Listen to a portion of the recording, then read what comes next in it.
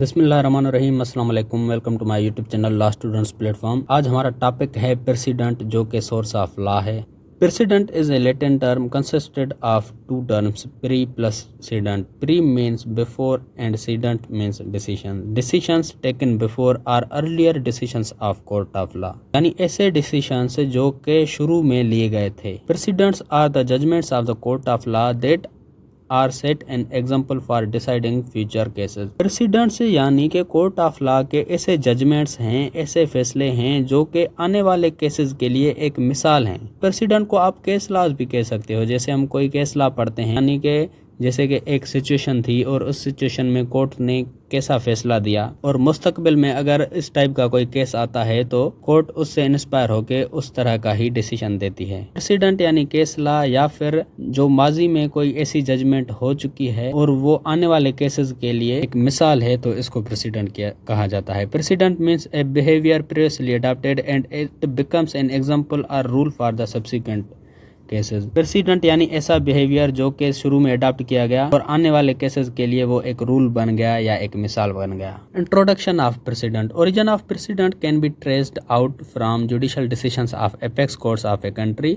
In judicial setup of Pakistan, the apex courts are the supreme court and high court, and decisions of apex courts are considered as precedent. किसी भी मुल्क की apex court ने जो judicial decisions दिए गए हैं उसको प्रेसिडेंट कहा जाता है। अब पाकिस्तान के जुडिशियल सेटअप में एपेक्स कोर्ट्स हैं, यानी ऊंची कोर्ट्स हैं, वो एक तो सुप्रीम कोर्ट है और दूसरी हाई कोर्ट्स हैं। इनके जो डिसीजंस हैं उनको प्रेसिडेंट कंसिडर किया जाता है। Definition of precedent. Precedent are adjudged cases or decisions of apex courts like Supreme Court or High Courts. In simple words, judicial precedent refers to the previously decided judgment of superior courts, which judges of lower courts are bound to follow this binding character of previously decided cases. Precedent यानी किसी भी apex court के decision को president कहा जाता है। मिसाल के तौर पर जैसे सुप्रीम कोर्ट ने कोई फैसला दिया या हाई कोर्ट ने कोई फैसला दिया, तो वो एक प्रेसिडेंट है। सिंपल वर्ड्स में अगर कहा जाए, जुडिशियल प्रेसिडेंट यानी प्रीवियसली डिसाइडेड जजमेंट, यानी जो जजमेंट पहले डिसाइड की गई है सुप्रीयर कोर्ट्स की तरफ से, और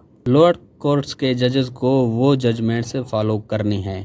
अब मिसाल के तौर पर अगर किसी भी सुप्रीम कोर्ट ने एक फैसला दिया कि जो माइनर है यानी 18 साल से छोटा बच्चा है तो उसके साथ कॉन्ट्रैक्ट नहीं हो सकता, ये सुप्रीम कोर्ट ने फैसला दिया, तो अब सारे मुल्क की जो कोर्ट्स हैं उनके पास भी अगर इस टाइप का कोई केस आता है तो उनको भी इसी तरह का डिसीजन देना है कि 18 साल के छोटे बच्चे के साथ यानी माइनर के साथ कॉन्ट्रैक्ट नहीं हो सकता, वो कॉन्ट्रैक्ट इनवैलिड होगा। Judicial president is important source of law. It is neither as modern as legislation nor as old as custom. Judicial president एक अहम सोर्स है लॉ का। ये इतना मॉडर्न नहीं है जितना लेजिस्लेशन, ना ही इतना पुराना है जितना कस्टम। अब इम्पोर्टेंस ऑफ प्रेसिडेंट। प्रेसिडेंट की इम्पोर्टेंस क्या है? कंसिस्टेंसी है, यूनिफॉर्मिटी है, एक्सपेंडेंसी, नो टाइम वेस्ट। एक तो ये है कि ये कंसिस्टेंसी बरकरार रहती है। दूसरा यूनिफॉर्मिटी, यानी कि अगर उस टाइप का केस आता है तो सबको एक जैसा इंसाफ मिलता है और फैसला जो है मुनासिब होता है और टाइम वेस्ट नहीं होता। यानी मिसाल के तौर पर सुप्रीम कोर्ट ने फैसला दे दिया कि 18 साल के छोटे बच्चे के साथ कॉन्ट्रैक्ट नहीं हो सकता। अब सारे कोर्ट्स में अगर इस टाइप का केस आता है तो उनका एक तो टाइम बचेगा, वो कहेंगे सुप्रीम कोर्ट ने ये फैसला दे दिया है कि कॉन्ट्रैक्ट नहीं हो सकता, एक तो उनका टाइम बच गया। दूसरा यूनिफॉर्मिटी होगी, यानी उसके साथ जो इंसाफ होगा उन दूसरे बंदों के जैसा ही होगा। ये प्रेसिडेंट की इम्पोर्टेंस है। अब डॉक्ट्राइन ऑफ स्टेयर डिसाइजेस, ये एक टर्म है, इसकी मीनिंग है let the decision stand in its rightful place, यानी किसी भी फैसले को अपनी राइटफुल प्लेस पे रखो। It obligates the subordinate court to follow the previous decisions of the superior courts. ये टर्म सबऑर्डिनेट कोर्ट के जजेस को ओब्लिगेट करती है, एनफोर्स करती है कि तो सुप्रीयर कोर्ट ने फैसला दिया है उसको ही फॉलो करो। तो ये है doctrine of stare decisis. There are two parts of decision given by apex court. जो अपेक्स कोर्ट यानी सुप्रीम कोर्ट है, अगर वो कोई फैसला देती है तो उस फैसले के दो हिस्से होते हैं, रेशो डिसिडेंडी और दूसरा है ऑबिटर डिक्टा। अब रेशो डिसिडेंडी क्या है? Ratio decidendi refers to the binding part of the judgment. It literally means the reasons and facts of the decision. Ratio decidendi is the part of law on which decision is based. Ratio decidendi यानी judgement का जो binding part है, यानी जो जरूरी part है, उसको ratio डिसिडेंडी कहा जाता है। इसकी मीनिंग है यानी डिसीजंस के जो रीजंस हैं और जो फैक्ट्स हैं उसको कहा जाता है डिसिडेंडी एक ऐसा पार्ट है जिस पे डिसीजन बेस्ड है। अब मिसाल के तौर पर व्हेन जज pass a judgement he describe those facts which are proved by evidence, he applied the law on those facts and arrived at the decision. For the decision he gave the reason. This is called ratio decidendi. मिसाल के तौर पर कोई भी जज अगर judgement पास करता है तो उस जजमेंट की वो फैक्ट्स को डिस्क्राइब करता है, जो फैक्ट्स उसको एविडेंस के जरिए पता चले हैं। फिर वो उस फैक्ट्स पे लॉ को अप्लाई करता है और फिर वो रीजन देता है और वो आगे जो है फैसले पे पहुंचता है। इसको रेशियो डिसिडेंडी कहा जाता है। अब मिसाल के तौर पर कोर्ट में एक माइनर आया, 18 साल से उसकी छोटी उम्र है, तो जज ये फैक्ट्स बयान करेगा कि ये 18 साल से कम का बच्चा है और उसको ये एविडेंस से पता चला है, यानी उसके वकील ने कहा, उसके डॉक्यूमेंट्स वगैरह दिखाए कि ये इसकी उम्र जो है 18 साल से कम है, यानी ये माइनर है। फिर वो इस फैक्ट के बुनियाद पे लॉ को अप्लाई करेगा, यानी कहेगा कि ये कॉन्ट्रैक्ट इनवैलिड है और फिर वो रीजन भी बताएगा कि इनवैलिड इसलिए है कि जो 18 साल से कम का बच्चा होता है उतना सही गलत का पता नहीं होता। जज आके जो है अपने फैसले पे पहुंचता है। ये जो पार्ट है रेशियो डिसिडेंडी, ये बाइंडिंग पार्ट है, ये लाजमी पार्ट है। जितनी भी लोअर कोर्ट्स हैं उनको ये फॉलो करना ही करना है। और दूसरा है आर्बिटर डिक्टा, ये जो पार्ट है ये बाइंडिंग पार्ट नहीं है, यानी सबऑर्डिनेट कोर्ट्स अगर चाहें तो उसको फॉलो कर सकती हैं, ना चाहें तो उसको फॉलो नहीं कर सकती। It is irrelevant in and inoperative part of judgement. This part of judgement is not binding upon the lower courts to follow, यानी लोअर कोर्ट्स पे ये बाइंडिंग नहीं है। Lower courts can use this part as a persuasive reason. Lower courts इस part को as a persuasive ले सकती हैं, यानी सिर्फ समझने के लिए इस्तेमाल कर सकती हैं, लेकिन ये उन पे लाजमी नहीं है। This can be the personal opinion of जज for the purpose of deciding the problem. Such statement lack the force of precedent. ये जो फैसले का पार्ट है, डिसीजन का पार्ट है, ये जज की पर्सनल ओपिनियन भी हो सकती है। अब मिसाल के तौर पर एक जज फैसला दे रहा है, ठीक है, उस फैसले के दो पार्ट हैं। जज ने कहा कि ये बच्चा माइनर है और माइनर के साथ कॉन्ट्रैक्ट इनवैलिड है, तो जो ये पार्ट है ये बाइंडिंग है। पूरे मुल्क की कोर्ट्स, लोअर कोर्ट्स को ये फॉलो करना है कि माइनर के साथ जो कॉन्ट्रैक्ट है वो इनवैलिड है, सुप्रीम कोर्ट ने कहा है। तो उसके बाद जब फैसला हो जाता है, कोर्ट दूसरी पार्टी को कहता है, उसको एडवाइस करता है कि आगे आपको चाहिए कि किसी भी माइनर के साथ आप कॉन्ट्रैक्ट ना करें। तो ये जज का एक अपना पर्सनल ओपिनियन है। ये जो पार्ट है ये किसी भी लोअर कोर्ट के लिए बाइंडिंग नहीं है। वो परसुएसिव रीजन के लिए इस्तेमाल कर सकते हैं, लेकिन उन पे ये बाइंडिंग नहीं है पार्ट। फिर हमारे आते हैं काइंड्स ऑफ प्रेसिडेंट।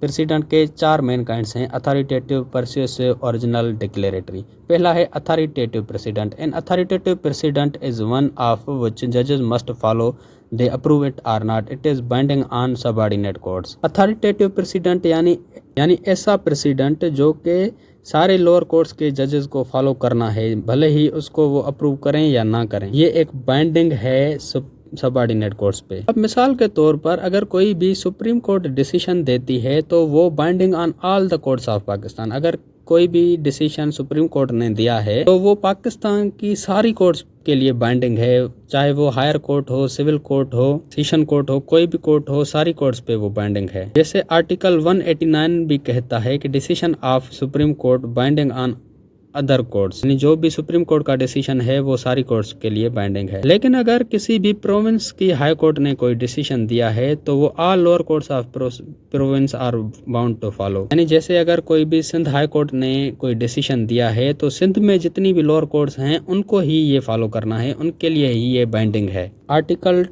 201 कहता है decision of high court binding on subordinate court. जो डिसीजन हाई कोर्ट ने दिया है वो उसकी सूबे की सबऑर्डिनेट कोर्ट्स के लिए बाइंडिंग है। तो कहने का मकसद ये है कि जो सुप्रीम कोर्ट अगर कोई डिसीजन देती है वो पाकिस्तान के सारी कोर्ट्स के लिए बाइंडिंग है, लेकिन अगर किसी भी प्रोविंस की कोर्ट कोई डिसीजन देती है तो वो सिर्फ उस प्रोविंस के लिए बाइंडिंग है, उसके लिए अथॉरिटेटिव है, उनको फॉलो करना ही करना है। फिर हमारा आता है परस्यूसिव प्रेसिडेंट। परस्यूसिव की मीनिंग है समझना। A persuasive decision is one which the जजेस are under no obligation to follow. Persuasive decision precedent एक ऐसा है जिसमें जजेस के ऊपर कोई भी ऑब्लिगेशन नहीं है कि वो उसको फॉलो करें। When courts are not binding to follow the court's decision but they take for the sake of reference, understanding और इन्फॉर्मेशन। यानी परस्यूसिव प्रेसिडेंट एक ऐसा प्रेसिडेंट है जिसमें कोर्ट्स उसको फॉलो करने के लिए बाउंड नहीं है, लेकिन वो उसको रेफरेंस के लिए, अंडरस्टैंडिंग के लिए या इन्फॉर्मेशन के लिए ले सकती हैं। मिसाल के तौर पर अगर सुप्रीम कोर्ट ऑफ पाकिस्तान ने कोई फैसला दिया या सुप्रीम कोर्ट ऑफ इंडिया ने कोई डिसीजन दिया। सुप्रीम कोर्ट ऑफ इंडिया का डिसीजन पाकिस्तान की किसी भी कोर्ट के लिए बाइंडिंग नहीं है, लेकिन वो एज ए परसुएसिव उसको ले सकती हैं, सिर्फ समझने के लिए, इंफॉर्मेशन के पर्पज के लिए ले सकती हैं कि इंडिया में इस तरह के केस में इस तरह का डिसीजन दिया गया था। इसी तरह अगर सुप्रीम कोर्ट में कोई भी फैसला होता है तो वो इंडिया में एज ए परसुएसिव लिया जा सकता है, लेकिन वो अथॉरिटेटिव प्रेसिडेंट नहीं है, वो बाइंडिंग नहीं है। इसी तरह अगर सिंध हाई कोर्ट कोई डिसीजन देती है तो वो सिंध की जितनी भी लोअर कोर्ट्स हैं उनके लिए बाइंडिंग है, लेकिन पंजाब की कोर्ट्स के लिए वो बाइंडिंग नहीं है। पंजाब की लोअर कोर्ट्स उसको एज ए परसुएसिव ले सकती हैं, यानी सिर्फ समझने के पर्पज के लिए ले सकती हैं, इन्फॉर्मेशन के पर्पज के लिए ले सकती हैं। ये दोनों में फर्क था, अथॉरिटेटिव प्रेसिडेंट और परसुएसिव प्रेसिडेंट। अथॉरिटेटिव प्रेसिडेंट यानी ऐसा जजमेंट जिसको लोअर कोर्ट्स फॉलो करने के लिए बाउंड हों, और परसुएसिव प्रेसिडेंट यानी जिसको फॉलो करने के लिए कोई भी कोर्ट बाउंड नहीं हो, लेकिन वो एज ए इंफॉर्मेशन पर्पज उसको ले सकती हैं। थर्ड हमारा आता है original president. When new legal rules are created and applied on the case for which previous decision is not applicable, their facts are not similar, they are very fair in number. यानी original president यानी कि कोई भी ऐसा case जो कि बिल्कुल ही मुख्तलिफ हो के लिए न्यू लीगल रूल्स क्रिएट किए जाएं और उस केस पे अप्लाई किए जाएं, और उसके लिए जो प्रीवियस डिसीजन है वो एप्लीकेबल ना हो, यानी उसकी जो फैक्ट्स हैं वो प्रीवियसली जो डिसीजंस हो चुके हैं उनके साथ सिमिलर ना हो। तो इस टाइप के केसेस बहुत ही कम होते हैं। ऐसा केस जिसके लिए बिल्कुल ही न्यू लीगल रूल्स क्रिएट किए जाएं और उस पे अप्लाई किए जाएं तो उसको ओरिजिनल प्रेसिडेंट कहा जाता है। फिर हमारा आता है declaratory precedent. According to this theory जजेस do not make new laws. इस थ्योरी के मुताबिक जो जजेस हैं वो न्यू लॉज नहीं बनाते। Their duty is to interpret and explain already existing laws, यानी जो पहले से ही लॉज मौजूद हैं को ही इंटरप्रेट करें और एक्सप्लेन करें।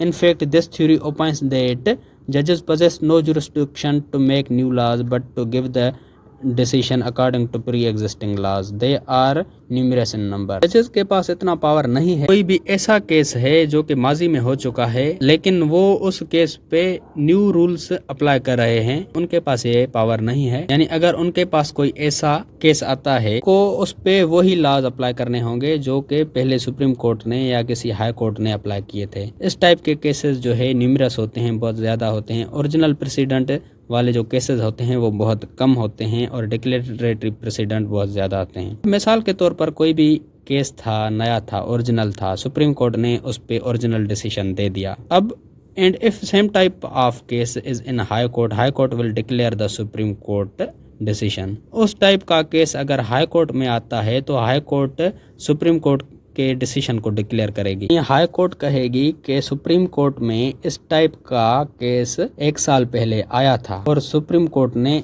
इस टाइप का डिसीजन दिया था, तो हाई कोर्ट उसके डिसीजन को ही डिक्लेयर करेगी। तो वो केस जितनी बार डिक्लेयर हो, यानी लाहौर हाई कोर्ट उसको डिक्लेयर करेगी। इस तरह का केस अगर सिंध हाई कोर्ट में आता है तो वो उसको डिक्लेयर करेगी सुप्रीम कोर्ट के डिसीजन को। तो जितनी बार वो डिक्लेयर होगा उतना ही उस केस का वैल्यू इंक्रीज होगा। Importance of the judgment of supreme court will increase by these declaration, यानी जितनी भी उसको डिक्लेरेशंस मिलेंगी उतनी ही उस केस की इंपॉर्टेंस, उस जजमेंट की इंपॉर्टेंस बढ़ेगी। तो दोस्तों ये था हमारा प्रेसिडेंट। उम्मीद है कि आपका कंसेप्ट क्लियर हो गया होगा। अगर आपको जूरिस्प्रूडेंस के नोट्स चाहिए तो डिस्क्रिप्शन में दी गई लिंक पे क्लिक करके आप जूरिस्प्रूडेंस के नोट्स डाउनलोड कर सकते हैं। तो ये था हमारा आज का टॉपिक। उम्मीद है कि आपका कंसेप्ट क्लियर हो गया होगा। अगर आपके लॉ स्टूडेंट्स का एक ग्रुप है, उस ग्रुप में ये वीडियो लाजमी शेयर करें, ये पर्सनल रिक्वेस्ट है आपसे। अगर आपको लॉ के रिगार्डिंग किसी भी टॉपिक की वीडियो चाहिए तो वो टॉपिक लिख के साथ में LSP लिख के सर्च करेंगे तो आपको सबसे पहले मेरी वीडियोस मिल जाएंगी, जिससे आप अपना इजीली कॉन्सेप्ट क्लियर कर सकते हैं। या फिर अगर आप मेरे चैनल की प्लेलिस्ट में जाते हैं तो वहाँ पर आपको हर सब्जेक्ट की अलग से प्लेलिस्ट मिल जाएगी, जहाँ पर उस सब्जेक्ट के सारे वीडियोज़ मिल जाएंगे आपको।